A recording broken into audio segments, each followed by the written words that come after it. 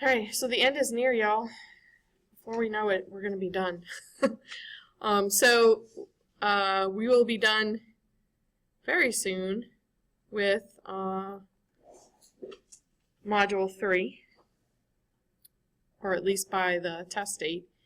So we had 2 Wiley Plus assignments left. One of them I posted yesterday. It's on Innate, so you should do that as soon as possible to make sure that you know that information. It's 11 questions because Wiley will only let me do 1 point per question, not less than that. So that left me with 14 points out of my assigned 140 in the syllabus for adaptive. And I did pick those questions. I just didn't deploy the assignment yet. There's several steps I have to go through. And I don't remember what happened. I think the kid got home or dinner was ready or something like that. I don't know. But I'll post it after class today. So that'll be it for Wiley Plus assignments. Yay. Yeah, it's been posted since the beginning of the semester when I set dates. And that one I can't change because I'm out of time, right? So notice it's November 21st. And that was the next thing I was going to say. And I want to definitely caution people that notice that's the week of Thanksgiving, right? So the 21st, that Monday, is the exam. Tuesday we have classes. Wednesday, Thursday, Friday we don't have classes because of Thanksgiving holiday. If you're like me, your child is off that entire week, are they not? Get 2 babysitters now because you cannot miss this exam, right? You cannot miss this exam because your kid isn't in school, right? If that's the case. Get 2 babysitters. So when one's sick, the other one can watch the kid, right? Do you understand? It's not an excuse for missing the exam on Monday. Make sense? Okay. And then the following Monday, the 28th, is our last day of class. We'll do an exam review that day, right? And then your final is December 2nd in the same place we take exams, right? And it says right here, and it has for a while, or it doesn't say the time, unless I guess I click on it. Huh? 10:30, the Hibernia Center, right? In Building 1, Room 108, the Hibernia Center, right next to Einstein Bagels at the back of Building 1. I know it's been a while since we've been there, right? But same place. Yeah. We won't cover any new material on the 28th. We'll go over exam 1 and 2. I mean, 2 and 3 and 1 if you need to. Right. So exam 4 is a totally separate thing. It's on the case studies, right? And so exam 4, right, this module right here. So for listeria, right, this one you actually have to read and find the answers on your own, and then you submit those answers by doing this assignment. If you miss that November 1st deadline, that's fine. I just had put it in there so we don't forget about it, okay? None of this information is on the final exam. This is basically what replaced what you would do traditionally for projects in a 200 level class. Instead of having you guys do a research project, right, I have you do these case studies. So the rest of the case studies, right, I know this file isn't opening for some people, right, but this is from a textbook that you could read. This is the case study. This is the PowerPoint that goes over the case study, but I don't answer every single question in that case study. But I do in the recorded lectures, which are here, under instructions for case studies. So notice it says, for the listeria case study only, you will submit a quiz on the questions I have posted from the case study. And then, of course, once you submit it, guess what? It tells you the answers. But you can have your notes, right, open for that quiz, the listeria assignment, as well as test 4, which is on, as it says, the other 5 case studies. You are given most of the answers to the questions in the case study via the PowerPoint lecture, and that is posted in the recorded lectures below. So notice here's Giardia, here's fungi, and one semester I actually covered meningitis, hepatitis, shigellosis, and Giardia are all together. So Giardia is actually kind of posted twice. Once you've reviewed all the case studies, you've organized your notes, you will complete exam 4. This exam, again, can only be opened once. There's no time limit. Once you got all your notes organized, right, you have a general understanding of the case studies, right, you have your notebook like Lance is showing, right, this thick. But the other thing is this is not in Lockdown Browser, it's in Canvas. So you can go and look at these materials while you're taking the test. That's not the most effective use of time, though, right? But if you want to save a folder on your computer, right, maybe, or open up all the files, the PowerPoint, all the PowerPoint files while you're taking the test, that's fine. But you're going to be there for hours upon hours if you don't organize, right? And what if the internet loses connection or something like that? Then you're screwed, because I'm not going to reset it. No, this is case study exam 4. Is open notes on all 6 of the case studies. All 6 of them. Right? And if you click on it, we do that one at home, right? Yep, you do it at home, or you could do it in the computer lab here. I mean, you could do it anywhere where you have internet access and a computer. You have to get that done by the 5th so that I can get grades in. Yes. So that's even after you take your final, right? If you want to procrastinate it till then that's your thing. Okay, so I'm actually click on it in my student mode.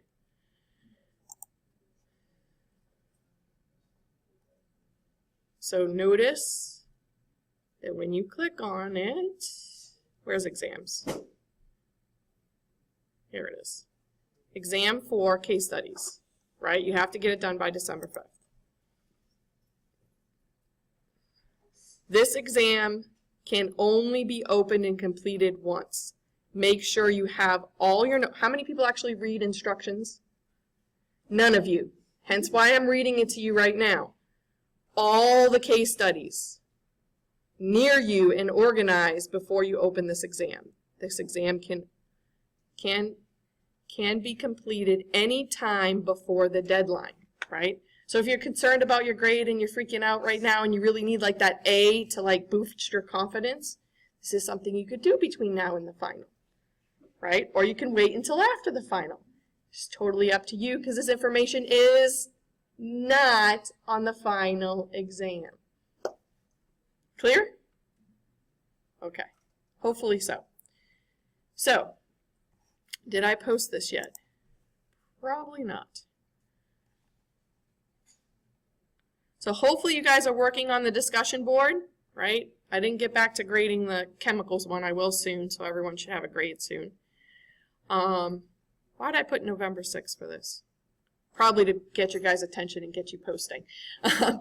Remember, you can't post a website someone else has already posted, right? So you don't want to wait to do this assignment because then you'll be out of luck. Okay, so this is, I did post it, okay.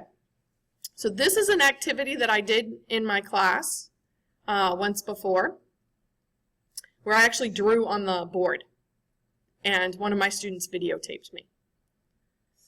So for you, Vanessa, I still want you to watch it and do all the drawings and submit those. But if you want, try and write yourself a transcript as to what the drawings mean. For the rest of you guys, you obviously get to listen to it. So again, you're going to draw. I want you to draw. I don't care, y'all, what your drawings look like, right? But I want you to draw it out and take notes and submit your notes. So notice, right now I think I have it when you submit, you can type or you can upload a file. I would rather you guys do upload a file because then you can take a picture of your notes and I can see your drawings. Okay? But I don't want to take that away for some people that like to type stuff up. But the problem with that is you can only do one or the other. I thought you could do both. Right? But if you write in the text box, so I think what I'm going to do is I'm going to change this to file upload only. So if you type up your notes, you can upload that file of the type notes, and you can upload a separate picture of your notes, because you can upload multiple files, but if you choose text box, all you can do is type in that text box and that's it. Does that make sense to you guys? So if you're one of those ones that likes to type out your notes, submit it as a Word file, right? But also snap a picture of your notes and upload that. This is bonus. You can get a maximum of 10 points for doing this. Can we, like, so for the draw portion of it, Mm-hmm. for the type of the notes, can we, like, upload the draws into the Word document and upload the whole thing together? You could do that too. You don't have to do that complicated because you can upload multiple files. So, I mean, if you wanted to be real precise and have like your picture and then your notes and then your picture, I won't say no. But I'm just saying you don't necessarily have to take the time to do that. Does that make sense to you guys, what she was asking? Some people are high tech like that, others are not. Okay. So this assignment really focuses in on, so there's four videos.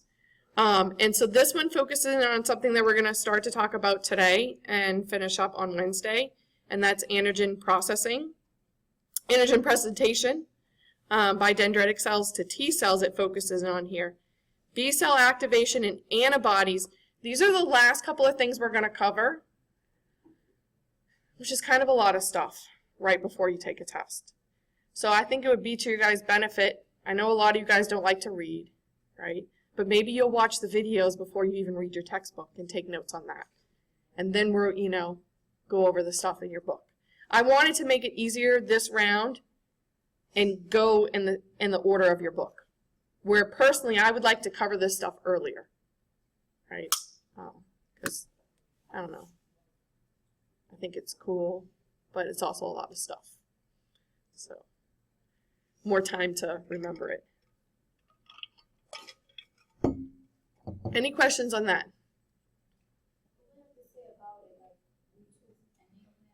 No, you have to do all of them if you want to get your maximum 10 points. If you only do one of them, you'll probably get 2 points. If you do 3 of them, you'll get 6 points, right? They're basically about 2 points apiece. No. Notes. Notes. I want to say notes. Right? This is good too because some of you guys need practice at this. And in the past, I used to say to my students, draw it out, right? And they never knew what I was talking about. For some of us, drawing out these cells and these interactions helps you understand them and learn them. Again, I don't care the quality of your drawing, right? Don't stress about that. Just scribble something down. I did it. I don't consider myself a good drawer. I did it. You can do it. Okay? But I'm at least showing you what I mean by drawing something out. Right? So you guys get an idea and can maybe benefit from this way of learning. Right? If this works for you. Does that make sense to you guys? Okay, so I'm really spent way too much time on all of this. Yes, this is on test 3 and the final.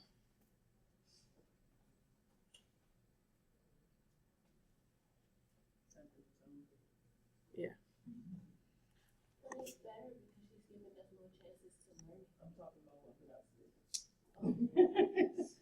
What?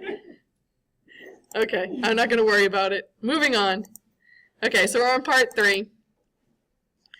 So some of this stuff too repeats, which I think is good, right? Because we learn by repetition.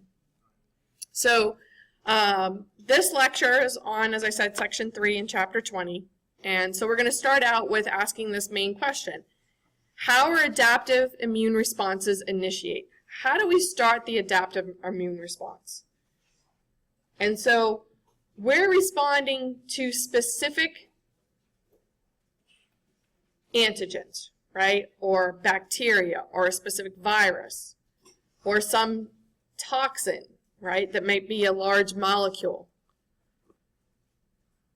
So what we've seen already is we'll take these in to destroy them, right? So that process where we engulf large things into a phagosome, like this bacteria, is called what? Phagocytosis, right? Others have receptors for pathogens that may be specific or non-specific that can engulf them within to an endosome. Others can literally take in extra fluid from the outside and any molecules that are in that fluid. That's referred to as pinocytosis. So in this case, it's picking up this large molecule, this macromolecule. Maybe it's a protein toxin. So who are our phagocytic cells that really their job is to gobble up stuff, whether by some type of pattern recognition receptor, right? And engulf and actually destroy this invader. So what 3 white blood cells, this is their job. Dendritic cells, this is not their primary job, although they do phagocytose. But their main job isn't to phagocytose and kill. Their main job is what we're going to talk about today. Neutrophils, right? They really are super killers, right? Who else that's much larger than the neutrophil eats a lot of bacteria? Monocytes is their name where? What do we call, when is it called a monocyte? Where is it located in the body when we call it a monocyte? You need to know this. I can guarantee you it's on the test. In the bone marrow, yep. And then how does it travel from the bone marrow to other sites in the body? How does anything travel throughout our body for the most part? Circulatory system, in the blood, right? But then they differentiate into what in our tissues? Macrophages, right? So your main phagocytic cells are monocytes, the name given to them in the blood. They differentiate into macrophages in the tissue, and then also our neutrophils.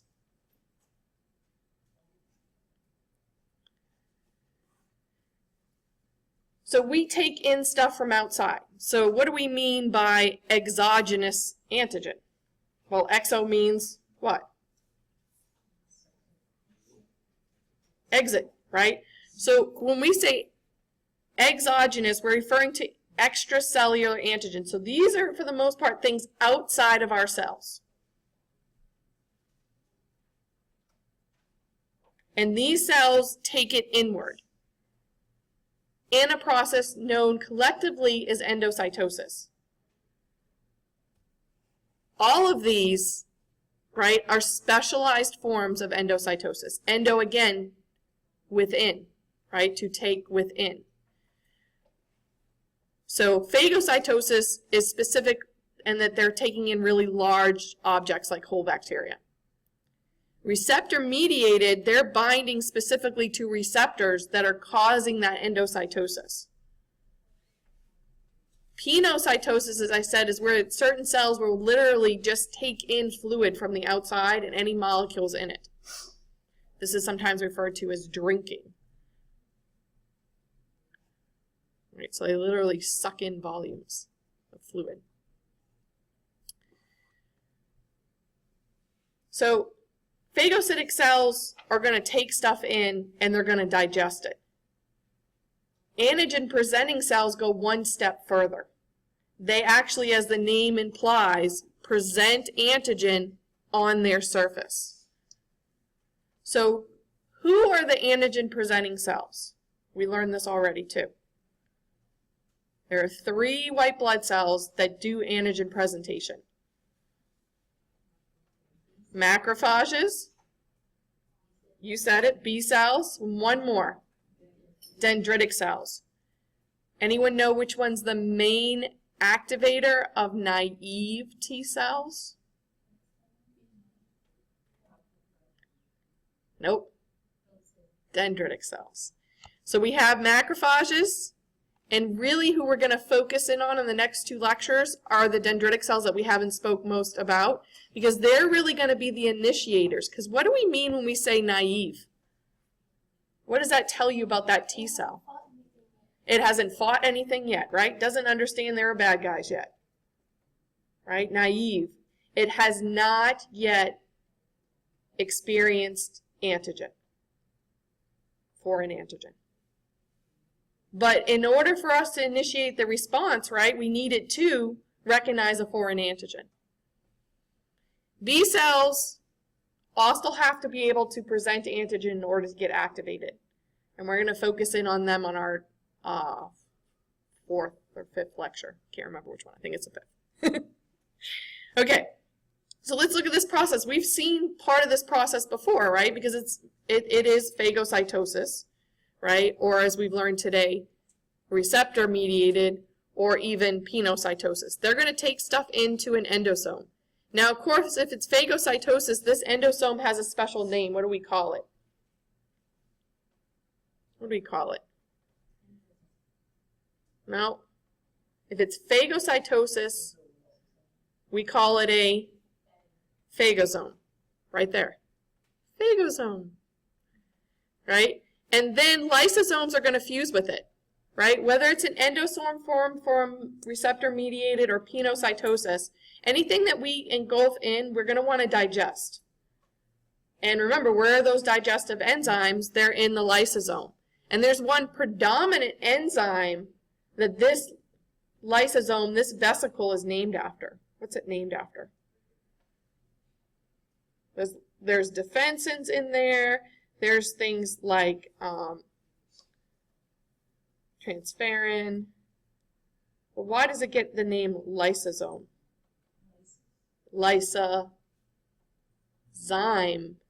right? That enzyme is a predominant enzyme in these vesicles. What does that enzyme do?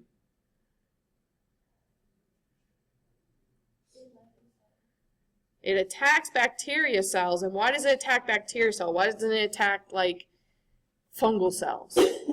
What's special about bacterial cells that this enzyme specifically digests? It digests the peptidoglycan in their cell wall. So we're going to break these guys up into pieces, and then another vesicle containing MHC class II molecules is going to fuse with this vesicle. And those molecules, those protein peptide molecules, those receptors are going to pick up pieces, protein pieces, of whatever it is we took in and digested. And they're going to present them on the surface. To who? Who are they going to present to?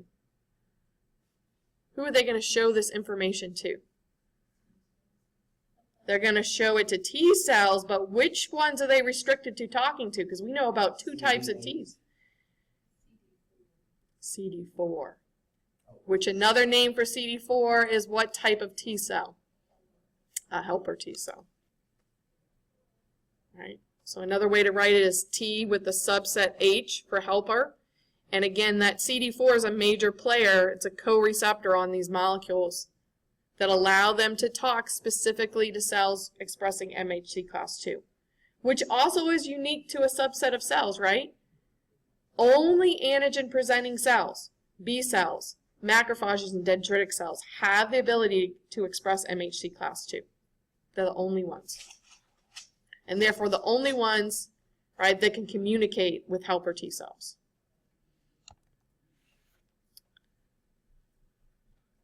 So, how does the antigen-presenting cell interact with the CD4 T cell? It's literally a physical interaction, right? The MHC class II is presenting that antigen. The T cell receptor must recognize that antigen. Remember, for each T cell, its receptor is different, right? Each T cell is unique.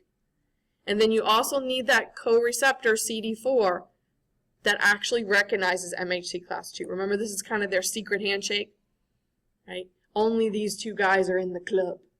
They talk to each other. So this interaction, helper T cell CD4, only happens with MHC class II, which is only found on antigen-presenting cells, B cells, dendritic cells, macrophages. What's the result? Okay, they did their special handshake.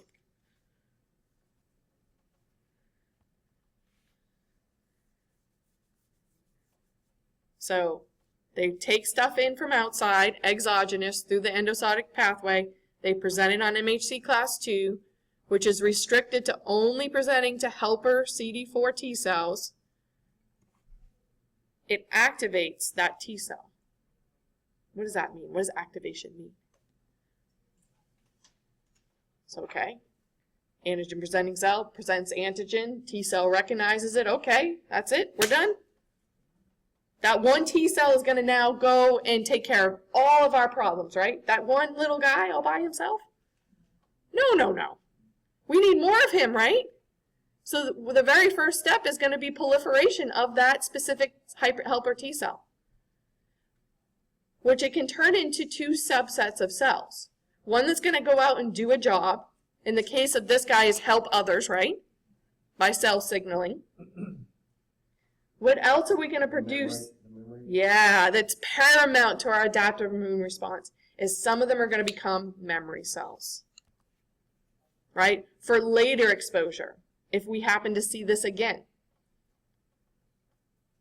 Now, let's think about this. So maybe this was a dendritic cell and naive T cell that's never seen this antigen before. That could be the case, right? This could be our primary response the first time we ever saw it. What do you think happens if we have a memory cell that gets activated? Right. So we're going to get activation of it. Are we going to produce effector cells? God, I hope so, because they're the ones that do the work, right? Are we going to produce memory cells again? Yep. Every time a T cell gets activated, you're always going to get effector cells and memory cells. Every time. From the first time to the second to the third, the fourth, no matter how many times.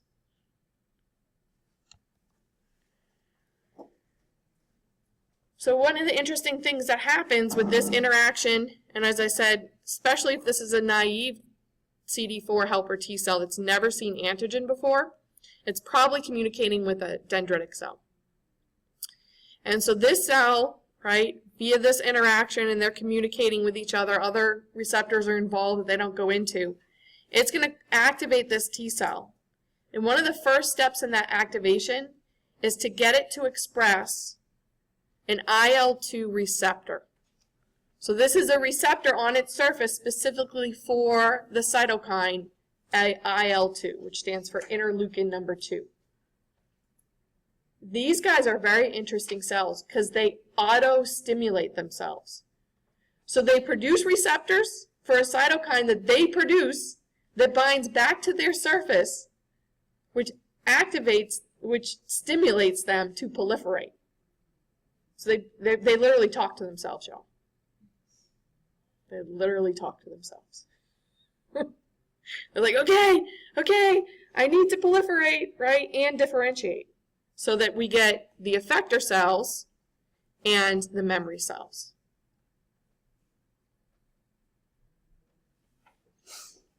So what's the purpose of IL-2? Is to stimulate the T cell itself, auto-stimulate to proliferate and differentiate, right? What we call clonal expansion, because they're going to make exact copies of themselves, right? That's what a clone is a copy. Expansion, more than one, right?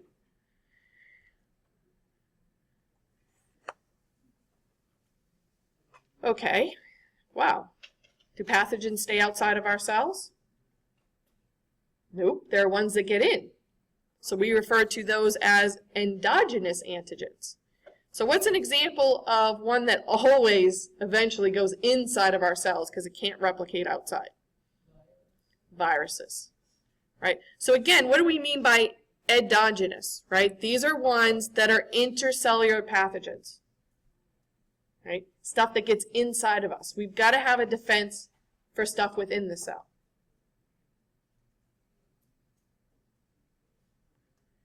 This is taken care of by the endogenous pathway. So this is different than endocytotic pathways. This is endogenous, right? So again, this is a internalized pathway. You have protein complexes referred to as proteasomes, right? So this group of proteins that digest proteins within our cells. Now, our cells will tag them with ubiquitin when we need to degrade them and recycle those amino acids, but other ones will also be picked up by the proteasome and they'll be digested into little amino acid fragments known as peptides. These are loaded into MHC class 1, which where is that found? Now, class 2 is only on those 3 cells, those antigen presenting. But where is MHC class 1? All nucleated cells in our body. Because all of them could potentially get invaded, right? So all of them have to have the ability to present antigen.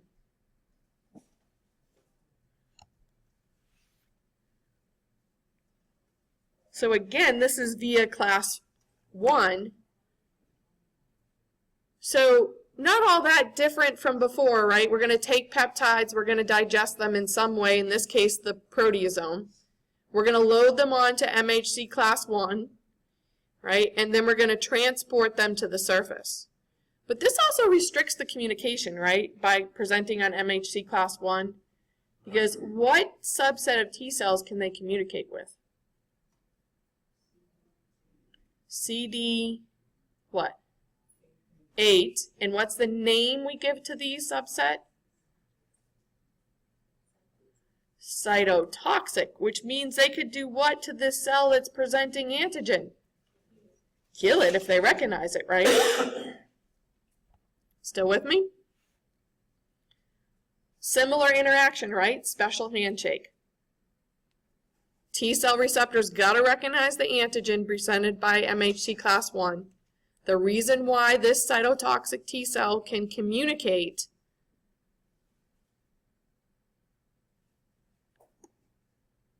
with this dendritic or macrophage is because of its CD8, which recognizes MHC class 1. Okay, so notice here they didn't just put antigen presenting cell, right? They kind of left out who? Who did they leave out? B cells. Because even though a B cell is an antigen presenting cell, it doesn't present unless it itself is infected. It doesn't present MHC class 1 to T cells. Right now what we're talking about is starting this whole process of initiating the adaptive immune response, right? So although our body cells will get infected, the ones that really stimulate our immune response and initiate it are our antigen presenting cells. In the case of cytotoxic T cells, this would be mainly a dendritic cell. But sometimes under certain conditions, it can be a macrophage. And that has to do with the co-receptors they have and the communication ability they have. So especially for a naive CD8 cytotoxic T cell, it's probably going to be a dendritic cell that activates it. Right? And that's part of the process that we're going to talk about next time, right, is that activation process.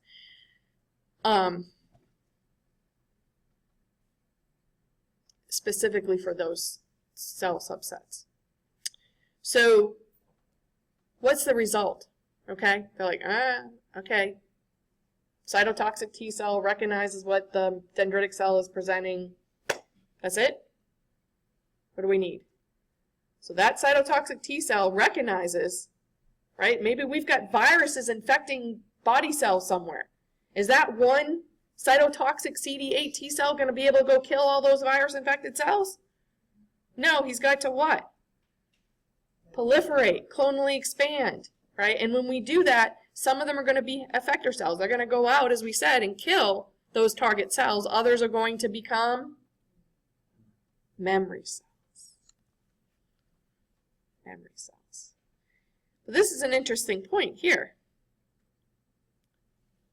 Do cytotoxic T cells auto-stimulate? Are they producing IL-2 and the IL-2 receptor? There he is, right there. He's got the IL-2 receptor, but he's not making IL-2, is he? Who's making it? Oh, Mr. Helper T cell, right? The CD4 T cell. They also need to be activated, so they'll release interleukin 2 and help fully activate and cause it to go to proliferation differentiation to memory and effector cytotoxic T cells. As you can imagine, we want to strictly regulate this, right? Because we don't want cytotoxic T cells like going nuts, eating anything in their path. Make sense? Okay. So how does a CD8 T cell recognize and kill infected cells? So here's an infected cell. Why is he killing him? They're doing their secret handshake, aren't they? Unfortunately, this secret handshake says, ha ha ha, you are infected with what I recognize, and therefore you must die. Right? And usually they're going to release enzymes, right? Perforin, so that it'll get in. The granzyme will get in and actually causes this cell to break up and die via programmed cell death, or what we call apoptosis. What's important about apoptosis? Usually when our cells die from an invasion, it'll elicit what type of response? So if bacteria are attacking our cells and they're dying or they're being damaged, what type of response will we usually get in the body? Inflammation. Apoptosis, do we get inflammation? No. That's one of the distinctive differences here. And so we're going to break them up into pieces, right? And our phagocytic cells, which are who? Who's phagocytic? Neutrophils, macrophages, and what are macrophages called in your blood? Monocytes. They're going to clean up the mess.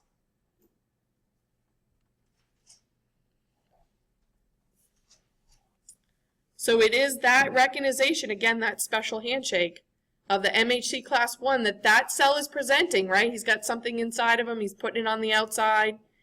The CD8 activated CD8 cytotoxic T cell now kills him, right? It's going to release perforin, which allows granzyme to go in, and this induces apoptosis, programmed cell death, without inflammation. Okay. Crap. Oh, okay. I set it up as a scenario. I just thought my pictures came before this. Okay. So they talk about, the last thing they talk about in this chapter is what's called cross-presentation. So this is where if a dendritic cell or a macrophage, so I'm giving you guys a scenario, takes in a cell fragment containing a virus, how will it present the viral antigens? Also, this virus doesn't infect antigen-presenting cells. So a dendritic cell or a macrophage is an antigen-presenting cell. It's going to present antigen, right? But this virus didn't infect it. It picked up a piece of a cell that had a virus in it. So how do we know antigen-presenting cells like dendritic cells and macrophages present? They present via what? They take something outside in. That's an endocytotic pathway, right? It's going to present it on MHC class what? Which is going to happen here? So what pathway is this?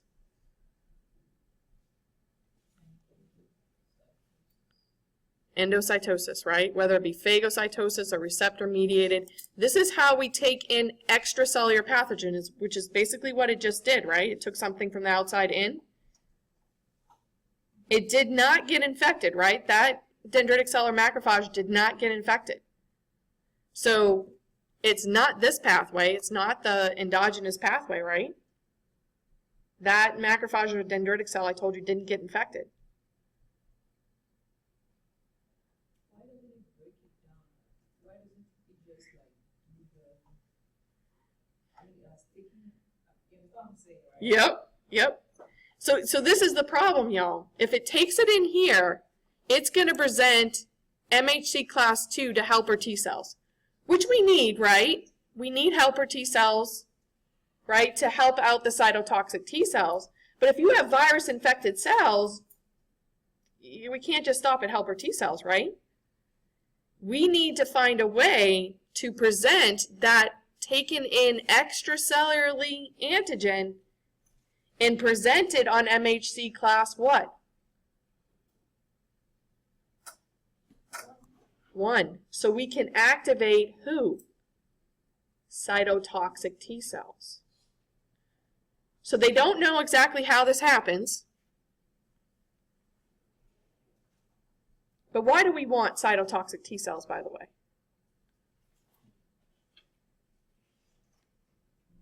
What do? They kill virus-infected cells they recognize, right? We need these guys if you have a viral infection, right? We've got to have them. So that they can do just as we said, hunt and find those target infected cells and kill them.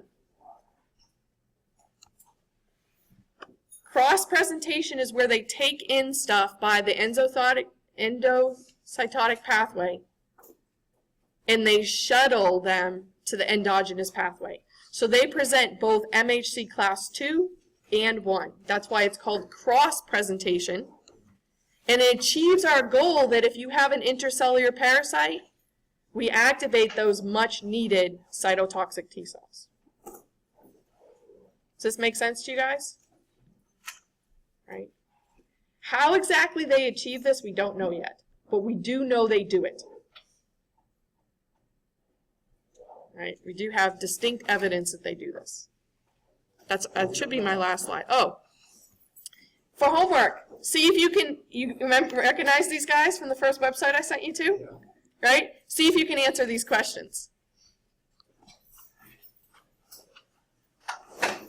So we're halfway through, right? The next thing is antigen presenting cells specifically. We're going to their specifics.